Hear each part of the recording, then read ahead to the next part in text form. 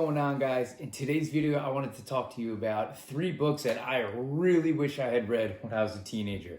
So if you guys have seen on my Instagram, you may have noticed that I do enjoy reading a lot. I'll read anything from nutrition books, health books, business books, financial books, psychological books, things pretty diverse group of books. And reading has been something that has completely changed my life.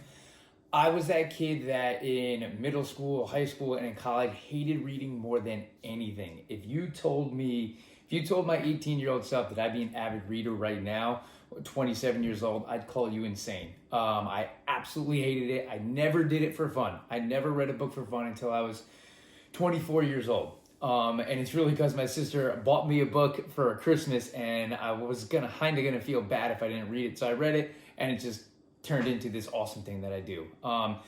Reading has really completely changed the game for me in terms of my mental game throughout life, my financial game, my business, the way I train people, the way I eat, and all those things. It has been nothing but spectacular for me. So again, in this video, I want to talk about the 3 best books that I have read, the most influential ones, and the ones I would recommend, or the first 3 books that I recommend to anybody who asks me for a recommendation. I would do anything to go back and give these to my 17-year-old self and make him read them. They would have completely changed everything. So I hope that this video can do that for you. Okay, so the first book is Rich Dad, Poor Dad. All right, this is probably not a surprise. None of these books are probably going to be a surprise. They're all very well-known books. I just want to talk about them specifically and why they thought they were awesome. So if you don't know what this book is, or even if you do, you don't really know that much about it, it is probably the simplest way to get your money right, in a sense. This book is going to teach you the ins and outs of how to invest, why you should invest, what an asset is, what a liability is, how to get your money to work for you instead of you just working for money. So working for money would be going to a job, X amount of hours equals X amount of pay, and your money working for you would be investing. So you're sleeping and you're making a little bit of money. So that is the goal. It is going to teach you about financial freedom, which is the ability to kind of do what you want, right? Financially, you don't have to stress so much about money. It is going to be a great way to teach you how to maybe start your own business, all those types of things that unfortunately school doesn't necessarily teach you. I wish that school did. This book has taught me a lot, things that I wish I knew earlier, but this is definitely going to be one of the books that I recommend. Rich Dad, Poor Dad. It is a fantastic way for you to learn how to get your money right so you don't have to stress about it later in life. Next up is Think and Grow Rich. This is an all-time classic book. This is by Napoleon Hill. Oh, Rich Dad, Poor Dad by Robert Kiyosaki. Napoleon Hill, this book was published in 1937. It is almost 100 years old, and there is a reason it is still relevant. It is because it is a fantastic book. So the title of it obviously sounds like it is money-based, which a decent amount of it is, but the majority of this book is actually talking about the think part, not just the grow rich. What this book talks about is that no matter what you are looking to achieve in life, whether it's relationship, something physically, a business, career, whatever it might be, financials, the first step is thinking and believing in yourself that you can, and actually knowing that you can, not just kind of hoping.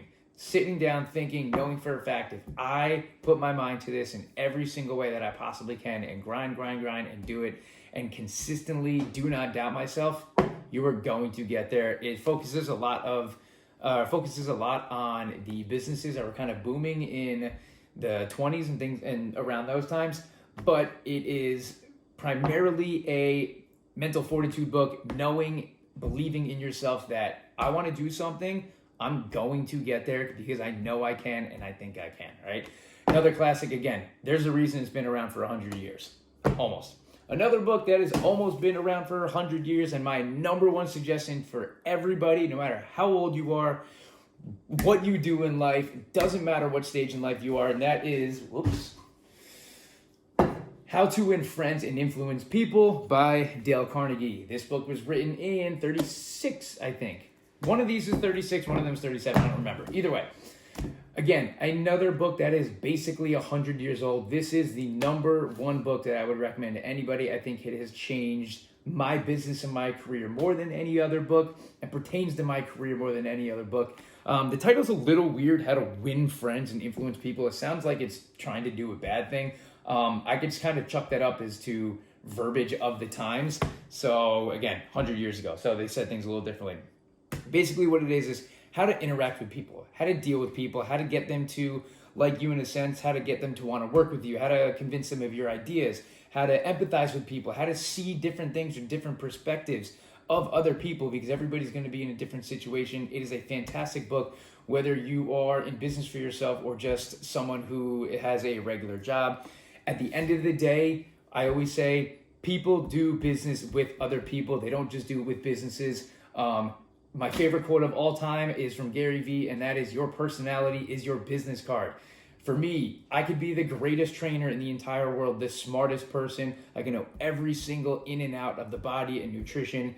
If I'm an asshole or unbelievably boring, people aren't going to want to spend time with me. They're not going to want to give me money to work out with them. At the end of the day, training and a lot of other jobs is a person game. You have to be able to work with people, make them like you, make them want to be in your presence, and see things from their perspective. You can't just be stubborn, you can't be a jerk and expect to get your way all the time. So this is the #1 book. I wish, especially as somebody who was very stubborn when they were 17 years old in high school, I wish somebody slapped me in the face with this book. Again, it is my #1 book. If you are looking for your next book to read or recommendation for me, this is at the top of the list. If you have not read it, I highly recommend it. Do yourself a favor, read this book, get a notebook. I would show you my notebook, but I'm using it as a tripod right now. Get a notebook, get a pen, get a highlighter. There's things I've highlighted all up in this book. Do yourself a favor, get this book. Again, it has been around for 100 years almost for a reason. So there you have it, guys. Those are my 3 suggestions. If you were looking for a book, these are the books I most wish I read when I was in high school. Rich Dad, Poor Dad, How to Get Your Money Right, Robert Kiyosaki. Think and Grow Rich by Napoleon Hill, How to Get Your Mind Right, and How to Win Friends and Influence People, Dale Carnegie, How to Get Your Personal Game Right. These are all must reads. If you are in high school or not, I don't care if you're 70. These books are going to be beneficial for you. I highly suggest them.